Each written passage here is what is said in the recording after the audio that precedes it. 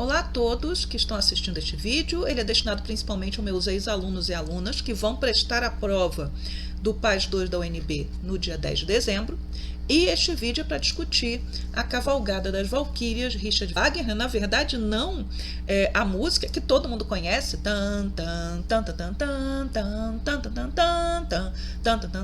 Todo mundo conhece porque aparece em filme, desenho animado, propaganda para vender uma série de coisas, mas para discutir o entorno da composição da Cavalgada das Valquírias, que é aquilo que pode ser chamado numa prova do PAS quando for uma questão de história, né? De música eu não vou discutir, mas vamos falar da história da obra, tá? A Cavalgada das Valquírias, ela faz parte, né? Ela é a abertura do terceiro ato da ópera A Valquíria, tá? Ela é cantada. Normalmente, quando ela aparece pra gente, ela aparece instrumental, mas vocês podem procurar no YouTube e vocês encontram ela cantada em vários momentos, em vários lugares, em várias épocas, enfim. Algumas apresentações até são bem interessantes, bem dramáticas. Ela, né, a Valquíria, faz parte da quadrilogia de óperas do Anel dos Nibelungos. Ela é a segunda dessas óperas. O Anel dos Nibelungos começou a ser composta em 1848, é uma data mágica, vocês sabem, é o ano da primavera dos povos, da última onda revolucionária, que também varreu o que vai vir a ser a Alemanha. E o Wagner, ele é alemão. A Alemanha não existe ainda, só vai existir a partir de 1871, mas ele está dentro daquilo que vai ser a Alemanha, e ele é um indivíduo ligado a toda essa luta pela formação de um Estado alemão. Inclusive, o Richard Wagner participou de um movimento revolucionário em 1849, em Dresden. Ele teve que sair, né, da sua Alemanha natal e ir para o exílio, porque senão ele seria preso. Tá?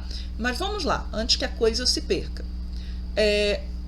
Então, o Wagner ele faz uma série de composições, sempre buscando inspiração nesse folclore e nessas tradições germânicas como um todo. Não estamos falando aqui somente daquilo que vai ser a Alemanha, mas também tradições nórdicas. Porque quem são as Valquírias?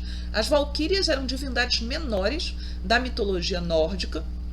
Elas, né, estavam subordinadas ao deus superior, né, dessa mitologia, que era Odin, e elas cavalgavam e, na maioria das versões, elas iam aos campos de batalha buscar os guerreiros que tinham tombado de forma heróica, de forma valorosa, e levar esses guerreiros para o Valhalla, que seria o similar mais aproximado do paraíso dentro dessa mitologia.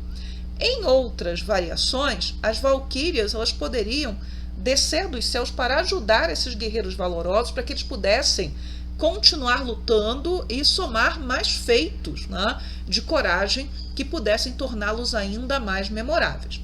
Mas, de qualquer maneira, né, o Wagner, né, que nasceu em 1813 e vai morrer no final do século, em 1883, ele foi uma série de coisas. Né? Ele foi compositor, ele foi diretor de teatro, ele foi maestro, e ele tinha a proposta de criar aquilo, né? Transformar a ópera numa expressão de arte total, em que houvesse a música, houvesse a cenografia, a encenação e fosse algo grandioso. E ele era também um polemista. Então, ele vai escrever textos, né, discutindo as principais questões da época, não somente as questões musicais, mas as questões também de fundo político. Tanto que ele tem que sair da Alemanha em 1949, porque ele escreve um texto político defendendo a Revolução. Tá? Então ele recorre a essa mitologia germânica como uma forma, né, de garantir ou de reforçar uma identidade alemã. Vocês devem estar começando, né, a articular pela época que nós estamos no romantismo. Na Europa, o romantismo ele vai se manifestar na busca pelas raízes que justificassem a existência de um povo, de uma nação, porque o romantismo vem ligado à ideia de nacionalismo também. Ele surge antes, mas ele vai se articular a esses movimentos nacionalistas. Então, ingleses, franceses vão buscar as suas raízes, normalmente, na Idade Média. Não há Alemanha, então nunca houve um Estado alemão. Então Wagner ele não vai buscar na Idade Média, ele vai buscar na mitologia germânica aquilo que seria o verdadeiro espírito alemão. Então esta é a ideia dele. Tá? Então ele está ligado a esses movimentos nacionalistas. A obra do Wagner ela é celebrada na Alemanha todos os anos no Festival de Bayreuth. Este festival ele vai ser criado pelo próprio Wagner e pela sua segunda esposa, que é a Cosma. Então os dois vão criar esse festival e as obras do Wagner serão apresentadas lá todos os anos. Tá? O Wagner, né, ele vai celebrar então aquilo que é este espírito alemão. Ele vai, né, defender dentro da sua obra o que seriam as tradições germânicas e as características que ele considerava como fundamentais para a formação de um espírito alemão. Tá? Então, aquela ideia de que existe um espírito ligado a um determinado povo e que ele merece ser celebrado. Aqui no Brasil, quando a gente vai buscar no romantismo as raízes do Brasil, se vai buscá-las no indígena idealizado. Daí vocês têm, por exemplo, o Guarani, que é uma obra máxima que também vai ser transformada em ópera. Veja bem, a ópera O Guarani é extremamente famosa, é a mais importante ópera brasileira e ela está ligada a essas ideias do romantismo e da celebração de uma nacionalidade das origens. Ok. O Wagner ele pode ser chamado na prova por conta da música da Cavalgada das Valquírias, que afinal é a obra que está na lista daquilo que o Paz pode cobrar. Mas ele pode aparecer numa questão de história associado às lutas revolucionárias nacionalistas de formação de uma possível Alemanha, não aquela que vai se concretizar, 1870-71, mas as lutas ligadas à Revolução de 1848, porque ele vai participar de um movimento de 1849, o Levante de Maio. Ele pode aparecer também ligado à questão da discussão do antissemitismo. Então o Wagner era uma figura do século XIX.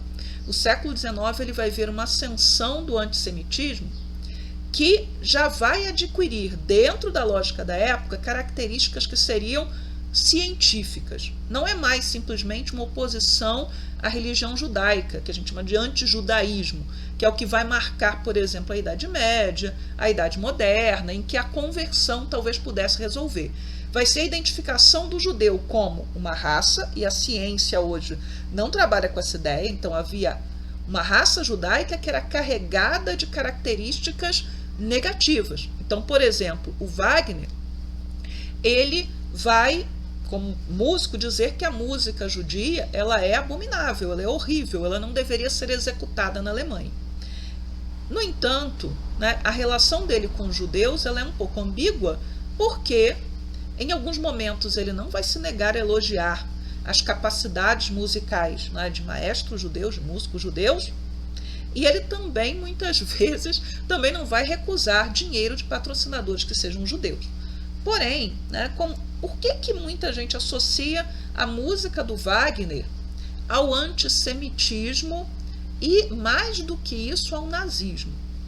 Então, primeiro ponto, a maioria dos historiadores, né, que trabalham, estudam a música de Wagner, não vão ver dentro dela traços antissemitas. Não identificam lá. Né? É uma música dentro das ideias do romantismo nacionalista. Porém, há outros, e eu vou deixar um link lá embaixo, né, nos links do vídeo, uma discussão sobre isso, de um artigo do Deutsche Welle, né, que é um jornal alemão, que vão ver, por exemplo, em personagens que aparecem na ópera, principalmente os maestros cantores de Nuremberg, que é uma ópera satírica, uma ópera de humor, né, não é um épico como o Anel dos Nibelungos, a Valquíria, enfim, o Tristão e Isolda, vão identificar uma personagem lá que é a vilã, né, que é o vilão dessa ópera, como um judeu. Só que o Wagner nunca disse isso. Então, esses que identificam como um judeu, eles vão dizer, olha, mas quem ia assistir a ópera conseguia ver as características ali. né? É uma comunicação cifrada, não precisava dizer, deixar claro. Agora, quando as óperas do Wagner são apresentadas na Alemanha nazista, e aí a gente tem uma questão, porque Hitler era apaixonado por Wagner, ele acreditava que a música de Wagner era a música que representava esse espírito alemão, aliás, era um desses objetivos lá atrás do Wagner. Quando a obra, os cantores, né, os maestros cantores de Nuremberg era apresentada, esta personagem que eu citei, que era o vilão, né, da ópera, ele sempre aparecia carregado daquelas características que a imprensa nazista usava para caracterizar os judeus. Então, não havia dúvida, né, que era um judeu o vilão daquela ópera, tá? Mas não se pode, nem se deve, acusar Wagner de ser nazista, porque quando ele viveu, não havia nazismo. Ele era antissemita. Voltando ao Hitler, ele ia todos os anos ao festival de Bayreuth. Por quê? Porque é o momento da celebração da obra do Wagner. E mais do que isso, ele ficava na casa da família do Wagner. Porque, como o Wagner ele se casa a segunda vez, ele tem filhos, né? E o filho do Wagner também se casa muito tarde, a nora do Wagner estava viva, os netos do Wagner estavam vivos e eles recebiam Hitler ali. Então, a questão, né, do nazismo não vai aparecer numa questão como questão de história numa prova do PAS 2, mas pode ser chamada assim nas questões de música ou de arte, já aconteceu isso. Então, assuntos que são do terceiro ano aparecerem na prova do PAS 2. Então é isso o que eu tinha para falar, né, sobre a Cavalgada das Valquírias. Eu vou deixar também o link para o vídeo do ano passado, que talvez tenha ficado melhor que este, tá? Mais organizado, e aí vocês que se quiserem podem assistir este vídeo e o do ano passado. Ano que vem vai mudar o programa, então essas obras devem todas sair e a gente vai ter obras novas. Mas é isso. Então, ainda falta mais 1 ou 2 vídeos e eles devem ficar prontos rapidinho. Tchau, tchau!